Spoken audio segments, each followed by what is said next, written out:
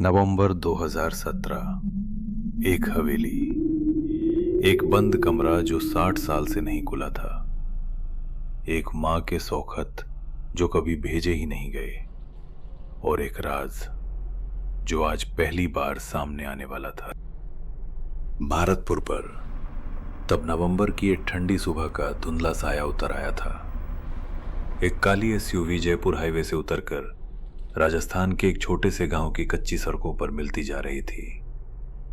गाड़ी के अंदर अर्जुन बैठा था, 32 साल का, मुंबई का कॉरपोरेट एम्प्लॉई। अपनी मां से पिछले 5 साल से ठीक से बात नहीं करता था और अपने परिवार के बारे में बहुत कम जानता था। 4 दिन पहले अर्जुन के मुंबई के दफ्तर में फोन पर भारतपुर का एक नंबर आया था। वकील ने उसे बताया कि उसकी दादी गुजर गई हैं और वसीयत में हवेली सिर्फ उसके नाम लिखी गई है। अर्जुन के 9 चचेरे भाई बहनों में से किसी का नाम उस वसीयत में नहीं था। उसी शाम अर्जुन ने अपनी मां को फोन किया था। मां पिछले कई सालों से उसकी बातों में बहुत कम रुचि लेती थी, पर उस रात उन्होंने पहली ही घंटे पर फोन उठा लिया था। अर्जुन ने मां को बताया कि हवेली उसके नाम आई है और मां ने सिर्फ इतना कहा कि वो खुद भारतपुर नहीं जाएंगी। पर तभी मां ने एक और बात कही जिसने अर्जुन के रोंगटे खड़े कर दिए। वहां जो दिखे बस दिखने देना, मेरी तरफ फोन मत करना और भूल जाना कि मैंने ये कहा। मां ने फोन काट दिया था और 4 दिन बाद नवंबर की उसी ठंडी सुबह में अर्जुन हवेली के सामने खड़ा था।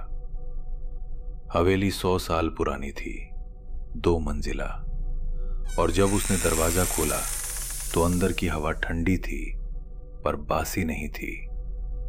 रसोई से चाय बनने की महक आ रही थी, जैसे अभी अभी कोई चाय बना के निकला हो।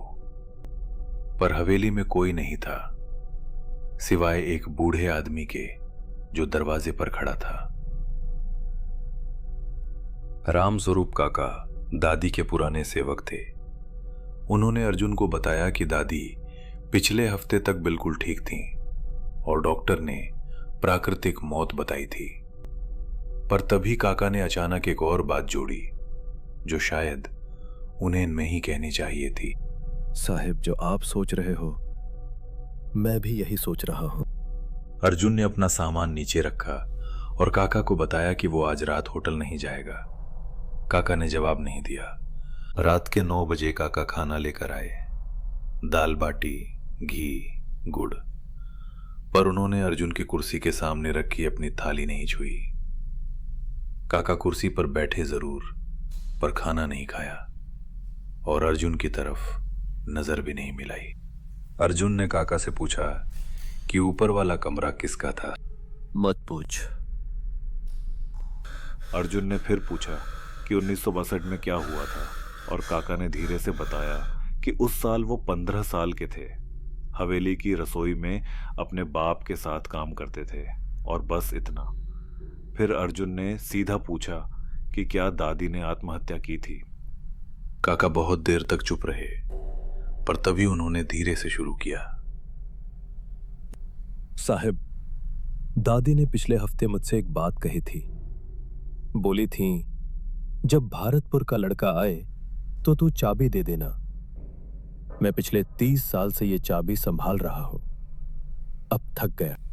काका ने अपने कुर्ते की जेब से चाबी निकाली और अर्जुन की थाली के पास रख दी। चाबी ठंडी थी, लंबी थी और इतनी नई लग रही थी जैसे पिछले 1-2 साल में बनवाई गई हो। काका ने बताया कि दादी ने 2015 में वो ताला नया बनवाया था और तब अर्जुन की मां ने ही फोन पर उनसे बात की थी। अर्जुन को अब तक पता नहीं था कि उसकी मां काका को जानती थी। पर तभी हवेली के रेडियो पर अचानक पुराने फिल्मी गाने बजने लगे। गाने जो उसकी पीढ़ी के नहीं थे, पर शायद उसकी मां ने कभी सुने थे। अर्जुन सीढ़ी चढ़ने लगा, चाबी हाथ में थी। ऊपर पहुंचकर उसने उस दरवाजे को देखा। मोटी लकड़ी, पीतल के कब्जे, पर ताला बिल्कुल नया, चमकता हुआ। अर्जुन ने दरवाजे पर हाथ रखा और तभी उसे एक अजीब बात महसूस हुई। लकड़ी ठंडी नहीं थी, गुनगुनी थी, जैसे अंदर कोई इंसान हो जिसकी देह की गर्मी उस दरवाजे तक पहुंच रही हो। अर्जुन ने पीछे मुड़कर नीचे देखा। काका कुर्सी पर वहीं बैठे थे। ताला खुला, दरवाजा खुला, और जब वो खुला तो अंदर की हवा बासी नहीं थी, ताजी थी, जैसे अंदर कोई खिड़की खुली हो, जबकि कमरे में कोई खिड़की थी ही नहीं। कमरा छोटा था। अंदर एक चारपाई बिछी हुई थी, एक लकड़ी का संदूक रखा हुआ था, दीवार पर एक लंबा आईना लगा था, और बस। चारपाई पर चादर साफ बिछी हुई थी, और जब अर्जुन ने उस पर हाथ रखा तो चादर गुनगुनी थी, जैसे अभी अभी बदली गई हो। अर्जुन ने संदूक खोला। अंदर बहुत सी साड़ियां रखी थीं, अलग अलग नापों में। कुछ 16 साल की लड़की के नाप की, कुछ 40 साल की औरत के नाप की। साड़ियों के नीचे एक स्टील का डिब्बा था जिसमें 100 से ज्यादा खत थे, सारे एक ही हस्तलिपि में, सारे एक ही इंसान के लिखे हुए। कहते हैं कि एक माँ का दर्द उसके खतों में हमेशा के लिए कैद हो जाता है, और जब कोई उन खतों को 60 साल बाद पढ़ता है तो वो दर्द उस इंसान के सीने में उतर जाता है। अर्जुन को यह बात तब समझ आई जब उसने पहला खत खोला। पहला खत जुलाई 1962 का था। उस खत में सुशीला नाम की एक लड़की ने अपने आने वाले बच्चे को संबोधित किया था। आज फिर वो पेड़ के नीचे खड़ा था। माँ ने मुझे खिड़की से हटा दिया। बेटा, अगर तू बेटा हुआ तेरा नाम अमन रखूंगी। और बाप को भी पता है, बेटा अगर तू बेटा हुआ तो तेरा नाम अमन रखूंगी। अगला खत मार्च 1963 का था। सुशीला की लिखावट तेज थी, अधूरी। आज माँ ने तुझे मुझसे ले लिया। माँ ने कहा तू उसका बेटा है, तू अब अमन नहीं विक्रम है। माँ ने ये भी कहा आगे से खत लिखती रहे पर भेजना मत। फिर 1985 का खत। आज तू शादी करके गया। माँ ने मुझे नहीं बुलाया। मैंने पलंग से खिड़की से तुझे देखा। तेरा कुर्ता पीला था। आखिरी खत 1992 का था। हस्तलिपि कमजोर, लाइन टेढ़ी। आज फिर सांस नहीं आ रही। डॉक्टर नहीं आया। माँ कहती है टीबी है। बेटा अगर तू कभी ये पढ़े, मैं तेरी माँ हूँ, मासी नहीं, बुआ नहीं, माँ। अर्जुन ने खत बंद किया, पर उसका ध्यान खत पर नहीं था। उसका ध्यान एक नाम पर था, विक्रम। उसकी माँ के एक बड़े भाई थे, विक्रम मामा। आईना अर्जुन के सामने था। आईने में अर्जुन था, और तभी अर्जुन ने आईने में देखा कि उसके पीछे कोई खड़ा था, पर पीछे कुर्सी के अलावा कुछ नहीं था। आईने में पीछे जो खड़ी थी वो साड़ी में नहीं थी, वो एक बूढ़ी औरत थी, बाल खुले हुए, गुस्से से देख रही थी, अर्जुन को घूर रही थी। अचानक अर्जुन को समझ आया, ये साया दादी का था।